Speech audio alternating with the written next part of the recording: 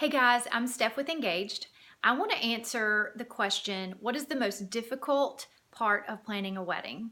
And in my opinion, you're going to think this is crazy, it is putting together the guest list.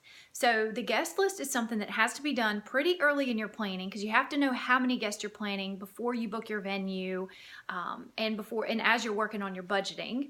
But the guest list can be the most difficult thing to deal with when you're planning a wedding. A lot of times your parents and your future in-laws may have in their mind that they want to have this huge grand event and invite all of their church friends and coworkers and cousins, but maybe you had a different idea, you wanted it smaller. So it's pretty hard to have those conversations with your future in-law saying, well, we really wanted a small event. So also, you've got to collect all these addresses from potentially hundreds of people, so that can be a pain. I always tell my brides to work on the guest list and get it done as soon as you possibly can.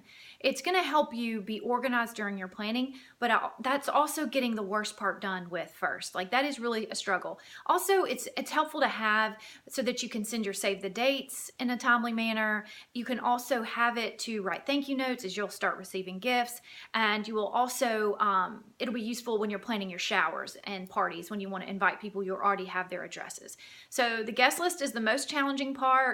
I will say we have a awesome Engaged hack on our blog, and it's called our guest list creator tool. You will thank me later. I'll walk you through on how to create a guest list, and you will be blown away. You'll send your friends and family an email or text, and your guest list will be created by itself. It's amazing. So that's on the engagebirmingham.com blog.